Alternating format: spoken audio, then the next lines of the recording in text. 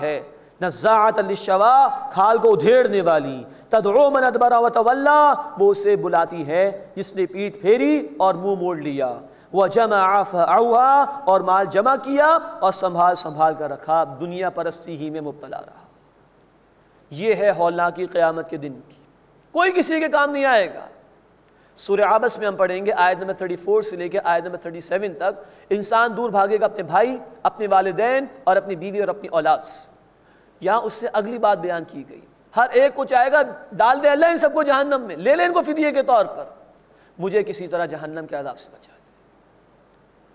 لیکن نافرمانوں کے لیے اس دن کوئی نجات کا موقع نہیں، بھڑکتی ہوئی آگ میں ڈالے جائیں گے۔ اللہم اجرنا من النار، اے اللہ ہمیں آگ کے عذاب سے محفوظ فرما۔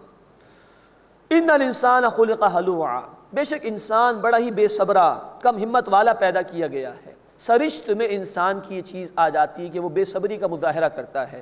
اذا مسہ الشر جزوعا، جب اسے کوئی تکلیف پہنچتی ہے تو گھبرا اٹھنے والا ہے۔ وَإِذَا مَسَّهُ الْخَيْرُ مَنُوعًا، اور جب اسے کوئی بھلائی پہنچتی ہے، آسائش ملتی ہے تو کنجوسی کرنے پر آ جاتا ہے، مال کو روک روک کے رکھتا ہے۔ یہ بے صبر انسان کا ذکر ہے۔ إِلَّا الْمُصَلِّينَ، سوائے نماز ادا کرنے والوں کے۔ یہ سرشت کنٹرول کی جا سکتی ہے۔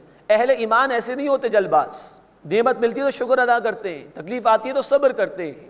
اب اہل ایمان کا ذکر آ رہا ہے، اور بڑی عمدہ صفات ہیں جو اہل ایمان کے اس مقام پر آ رہی ہیں، اور اس سے پہلے ہم ان کا مطالعہ کر چکے ہیں سورۃ المؤمنون کی بالکل ابتدائی آیات میں۔ الا المصلین، سوائے نماز ادا کرنے والوں کے، وہ بے صبرے نہیں ہو سکتے۔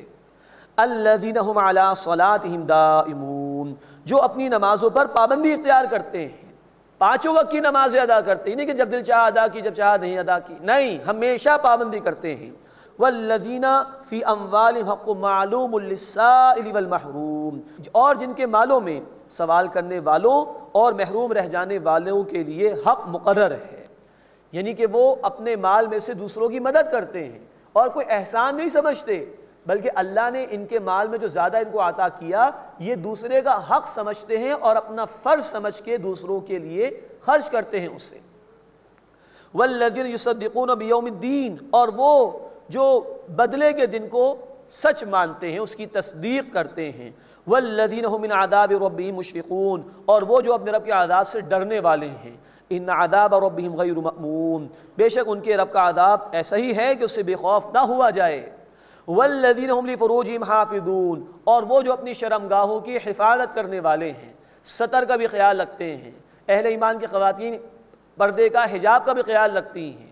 اسی طرح وہ نکاح کے جائز بندھن کے ذریعے سے اپنی جنسی جذبے کی تکمیل کرتے ہیں۔ والذین هم لفروجهم حافظون، اور وہ جو اپنی شرمگاہوں کی حفاظت کرنے والے ہیں۔ الا علی ازواجہم او ما ملکت ایمانہم فانہم غیر ملومین، سوائے ان کی بیویوں کے اور ان کی کنیزوں کے کہ اس بارے میں ان پر کوئی ملامت نہیں ہے۔ فمن ابتغى وراء ذلک، پس جو اس کے علاوہ کوئی اور راستہ تلاش کرے گا، نکاح کا جائز بندھن سررست تو ہمارے لیے یہی ہے، کنیزوں کا معاملہ ایک عارضی معاملہ ہے جنگی حالات کی صورت میں، تو جو اس کے علاوہ کوئی اور راستہ اختیار کرے گا، زنا کی کوئی بھی صورت، فاولئک هم العادون، تو یہی وہ لوگ ہیں جو حد سے بڑھ جانے والے ہیں۔ والذین هم لاماناتہم وعہدہم راعون، اور وہ جو اپنی امانتوں اور اپنے عہد کی حفاظت کرنے والے ہیں، اس کی رعایت رکھنے والے ہیں۔ والذین هم بشہاداتہم قائمون، اور وہ جو اپنی گواہیوں پر قائم رکھنے والے ہیں، گواہی بھی ایک طرح کی امانت ہے، وہ اس کا خیال رکھتے ہیں۔ والذین هم علی صلاتہم یحافظون، اور وہ جو اپنی نمازوں کی حفاظت کرنے والے ہیں، پابندی کے ساتھ 5 وقت کی نماز ادا کرتے ہیں اور طہارت اور دیگر مسائل کا خیال رکھتے ہوئے آداب کی پابندی کے ساتھ نماز ادا کرتے ہیں، یہ ہے نماز کی حفاظت۔ بندہ مومن کی شخصیت کی تعمیر نماز کے تحت ہی ہوتی ہے۔ یہاں ان صفات کا آغاز ہوا آیت نمبر 22 اور 23 سے، نماز کا ذکر آیا، صفات کا اختتام ہوا آیت نمبر 34 پر، تب بھی نماز کا ذکر آ رہا ہے۔ تو زندگی کے شب و روز بندہ مومن کے نماز کے ذریعے ہی طے ہوتے ہیں۔ اولئک فی جنات مکرمون، یہی جنت میں ہوں گے مکرم اور معزز بنا کر، اللہ ان کی تکریم فرمائیں گے۔ اللہ تعالی ہمیں ان صفات کو اختیار کرنے کی توفیق عطا فرمائے۔ اس کے بعد اس سورہ مبارکہ کا دوسرا رکوع ہے جس میں قیامت کا ذکر ہے اور عذاب کے ڈراوے سنائے گئے ہیں۔ فما للذین کفروا قبلک مہطعین عن الیمین وعن الشمال عظیم، تو کافروں کو کیا ہوا ہے اے نبی صلی اللہ علیہ وسلم کہ وہ آپ کی طرف دائیں سے اور بائیں سے گروہ در گروہ دوڑتے ہوئے آ رہے ہیں، شدید مخالفت کر رہے ہیں یہ لوگ آپ کی۔ ایطمع کل امرئ منہم ان یدخل جنت نعیم، کیا ان میں سے ہر کوئی توقع رکھتا ہے کہ وہ نعمتوں والے باغات میں داخل کر دیا جائے گا؟ کلا، ہرگز نہیں۔ انا خلقناہم مما یعلمون، بے شک ہم نے اس چیز سے انہیں پیدا کیا ہے جسے وہ جانتے ہیں، ایک معمولی قطرے سے ہم نے انہیں پیدا کیا ہے۔ فلا اقسم برب المشارق والمغارب انا لقادرون، بس میں مشرقوں اور مغربوں کے رب کی قسم کھاتا ہوں، بے شک ہم اس پر قادر ہیں۔ علی ان نبدل خیرا منہم، کہ ہم بدل دیں بہتر ان سے، ان کی جگہ ہم کسی اور کو لے آئے جو ان سے بہتر ہوں گے۔ وما نحن بمسبوقین، اور ہم عاجز کیے جانے والے نہیں ہیں۔ یہاں اللہ نے مشرقوں اور مغربوں کا ذکر کیا۔ سورۃ الرحمن میں مشرقین اور مغربین کا ذکر ہے۔ زمین پر سورج کے نکلنے اور غروب ہونے کے مقامات روزانہ ہر اعتبار سے تبدیل ہوتے ہیں، تو کئی مشرقوں اور مغربوں کا معاملہ ہو جائے گا۔ پھر بے شمار گیلیکسیز میں بے شمار سورج ہیں، تو کئی مشرقوں اور مغربوں کا فرق آ جائے گا اس کے اندر۔ سورۃ الرحمن میں جو دو مشرقوں اور مغربوں کا ذکر ہے، تو زمین کے اعتبار سے اگر لیں تو سردی اور گرمی دونوں سیزنز میں ایک انتہائی مشرق ہوتا ہے، ایک انتہائی مغرب ہوتا ہے، تو دو مشرق اور دو مغرب اس اعتبار سے۔ اور عمومی طور پر قرآن میں مشرق اور مغرب کا ذکر آتا ہے جس کو عام آدمی بھی سمجھ سکتا ہے۔ فَذَرْهُمْ يَخُوضُوا وَيَلْعَبُوا حَتَّى يُلَاقُوا يَوْمَهُمُ الَّذِي يُوعَدُونَ، بس اے نبی صلی اللہ علیہ وسلم انہیں چھوڑ دیجئے کہ خرافات میں پڑے رہیں اور وہ کھیلے کودیں یہاں تک کہ وہ اپنے اس دن سے مل لیں جس کا ان سے وعدہ کیا جاتا ہے، یعنی قیامت۔ یہ عارضی ٹھکانہ ہے دنیا، کھیلنے دیجئے ان کو، مسیاں کرنے دیجئے ان کو، لیکن بالآخر لوٹ کر رب کی طرف جائیں گے، قیامت برپا ہوگی۔ یوم یخرجون من الاجداث سراعا، جس دن وہ قبروں سے تیزی کے ساتھ نکلیں گے، کأنہم الی نصب یوفدون، گویا کہ وہ ایک ہدف کی طرف لپک رہے، جانا ہوگا رب کے حضور، حشر کے میدان میں کھڑا ہونا ہوگا۔ خاشعۃ ابصارہم ترہقہم ذلہ، ان کی آنکھیں جھکی ہوئی ہوں گی، ان پر ذلت چھا رہی ہوگی۔ ذالک الیوم الذی کانوا یوعدون، یہ ہے وہ دن جس کا ان سے وعدہ کیا جاتا تھا۔ اللہ ہمیں قیامت کی ذلت اور رسوائی سے محفوظ فرمائے، اور آج مہلت ہے ہمارے پاس، اللہ ہمیں نیک عمل کرنے کی توفیق عطا فرمائے۔ بسم اللہ الرحمن الرحیم۔ انا ارسلنا نوحا الی قومہ ان انذر قومک من قبل ان یأتیہم عذاب علیم۔ سورہ نوح کا آغاز ہو رہا ہے، اس میں انشاءاللہ ہم دیکھیں گے اللہ کی نعمتوں کا بیان بھی ہے، اور نوح علیہ السلام نے کس کس طرح لوگوں کے سامنے دعوت پیش کی اس کا ذکر بھی ہے، اور دوسرے رکوع میں انشاءاللہ ہم پڑھیں گے کہ نوح علیہ السلام نے 950 برس کے بعد پھر مخالفین کے لیے بد دعا کی تھی، تفصیل سے اللہ تعالیٰ نے اس کو بیان فرمایا ہے۔ انا ارسلنا نوحا الی قومہ، بے شک ہم نے نوح علیہ السلام کو ان کی قوم کی طرف بھیجا، ان انذر قومک من قبل ان یأتیہم عذاب علیم، کہ آپ خبردار کیجئے اپنی قوم کو اس سے پہلے کہ ان پر دردناک عذاب آ جائے۔ قال یا قوم انی لکم نذیر مبین، انہوں نے کہا کہ اے میری قوم، بے شک میں تمہارے لیے ایک واضح طور پر خبردار کرنے والا ہوں، ان اعبدوا اللہ، کہ تم اللہ کی عبادت کرو، واتقوہ واطیعون، اور اس کا تقوی اختیار کرو اور میری اطاعت کرو۔ یغفر لکم من ذنوبکم، وہ بخش دے گا تمہیں تمہارے گناہ، ویؤخرکم الی اجل مسمی، اور وقت مقررہ تک کے لیے تمہیں مہلت عطا فرمائے گا، تمہاری موت کے آنے سے پہلے تک انفرادی سطح پر اور اجتماعی سطح پر وہ مہلت کہ جس کے ختم ہو جانے کے بعد مخالفت کرنے والی قومیں مٹا دی جاتی ہیں۔ ان اجل اللہ اذا جاء لا یؤخر، بے شک جب اللہ کا مقرر کردہ وقت آ جائے گا تو وہ ٹلے گا نہیں، اس میں تاخیر نہیں ہوگی۔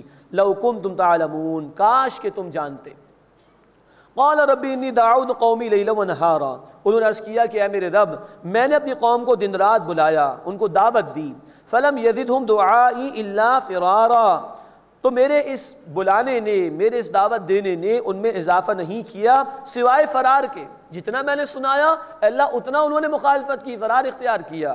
وَإِنِّي كُلَّمَا دَعَوْتُهُمْ لِتَغْفِرَ لَهُمْ جَعَلُوا أَصَابِعَهُمْ فِي آذَانِهِمْ، اب غور کیجئے کہ 950 برس تک تبلیغ کی ہے اور قوم نے کیا کیا، اور بے شک جب بھی میں نے انہیں بلایا تاکہ اللہ تو انہیں بخش دے تو انہوں نے اپنی انگلیاں اپنے کانوں میں ڈال لی۔ وَاسْتَغْشَوْا ثِيَابَهُمْ، اور انہوں نے اپنے اوپر کپڑے لپیٹ لیے کہ میں ان کو دیکھ نہ سکوں، ان سے گفتگو نہ کر سکوں۔ وَأَصَرُّوا وَاسْتَكْبَرُوا اسْتِكْبَارًا، اور وہ اڑ گئے اور انہوں نے بڑا تکبر کیا۔ ثم انی دعوتہم جہارا، پھر بے شک میں نے انہیں بآواز بلند بلایا، ثم انی اعلنت لہم واسررت لہم اسرارا، پھر بے شک میں نے انہیں اعلانیہ بھی سمجھایا اور انہیں پوشیدہ طور پر بھی، اکیلے اکیلے میں انفرادی طور پر بھی سمجھایا۔ اتنی کچھ محنت کی ہے 950 برس تک۔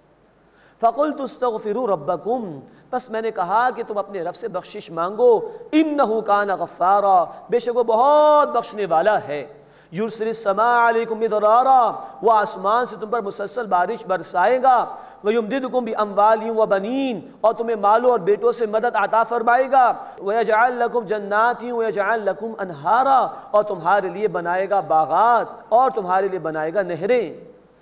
یہ استغفار کی دنیاوی برکات ہے کہ اللہ کے بندے جب اللہ سے واقعتاً سچی توبہ کر لیں، بخشش مانگی اس سے، تو اللہ گناہوں کو بھی معاف فرمائے گا، آخرت میں بھی نعمتیں عطا فرمائے گا، دنیا میں بھی عطا فرمائے گا، بارش برسائے گا، مال عطا فرمائے گا، بیٹے عطا فرمائے گا، باغات عطا فرمائے گا، نہر عطا فرمائے گا۔ بندہ یقین تو کرے اس پر کہ اللہ سے بخشش مانگنے کے نتیجے میں اس دنیا میں بھی اللہ کی رحمتیں بندوں کو حاصل ہوتی ہیں۔ مَا لَكُمْ لَا تَرْجُونَ لِلَّهِ وَقَارًا، تمہیں کیا ہوا ہے کہ تم اللہ کے لیے کسی قسم کے وقار کی امید نہیں رکھتے؟ جھوٹے معبودوں سے توقعات وابستہ ہیں، اللہ کا تمہیں کوئی احترام نہیں، اللہ پر تمہارا کوئی یقین نہیں۔ وَقَدْ خَلَقَكُمْ أَطْوَارًا، اور یقیناً اس نے تمہیں طرح طرح سے پیدا کیا۔ ایک معمولی قطرے کے معمولی جز سے تمہاری پیدائش شروع ہوتی ہے، علقہ، مضغہ، پھر ہڈیاں، پھر گوشت، پھر ماں کے بطن میں 8-9 مہینے تک رہنا، پھر زمین پر تم آئے تو ایک بچے کی صورت میں، پھر اللہ نے تمہیں جوانی عطا فرمائی، مکمل ایک انسان بنایا۔ ذرا غور کرو، الم تروا کیف خلق اللہ 7 سماوات طباقا، کیا تم نہیں دیکھتے کہ اللہ نے کس طرح 7 آسمان اوپر تلے بنائے ہیں؟ اس کی اصل حقیقت اللہ ہی کے علم میں ہے۔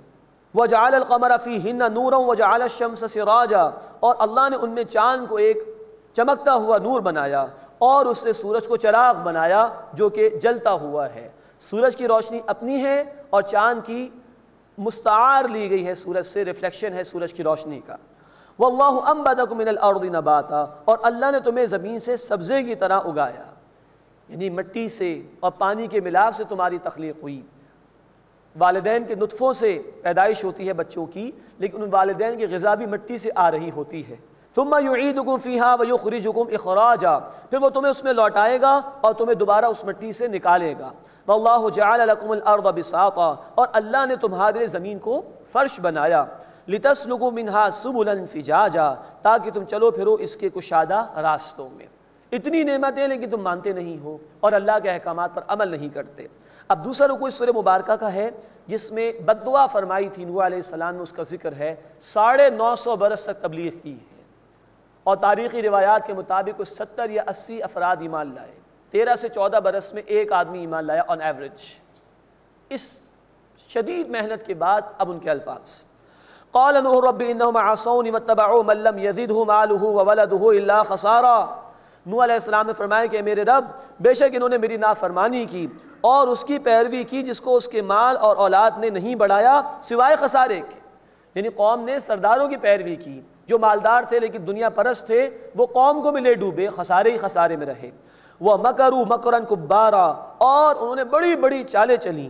وَقَالُوا لَا تَذَرُنَّ آلِهَتَكُمْ وَلَا تَذَرُنَّ وَدًّا وَلَا سُوَاعًا وَلَا يَغُوثَ وَيَعُوقَ وَنَسْرًا، اور انہوں نے کہا کہ تم اپنے معبودوں کو ہرگز نہ چھوڑنا، اور ہرگز نہ چھوڑنا ود اور سواع اور یغوث اور یعوق اور نصر کو۔ بخاری شریف میں حدیث مبارکہ موجود ہے کہ یہ 5 نیک لوگ تھے نوح علیہ السلام کی قوم کے۔ جب ان کا انتقال ہو گیا تو شیطان نے لوگوں کو پٹی پڑھائی، دیکھو کتنے اچھے بزرگ تھے، چلو ان کی مورتیاں بنا کے رکھ لو تاکہ اللہ تعالیٰ جو ہے ان کی یاد تمہارے دلوں میں بسائے رکھے گا۔ انہوں نے مورتیاں بنا لی، بت بنا لیے۔ اس کے بعد اگلی نسل آئی، اسے پوجا پاٹ شروع کر دی اور یوں بت پرستی شروع ہوئی انسانیت کے اندر۔ تو ان 5 نیک لوگوں کا ذکر ہے جن کے بت بنا لیے گئے تھے بعد میں، اور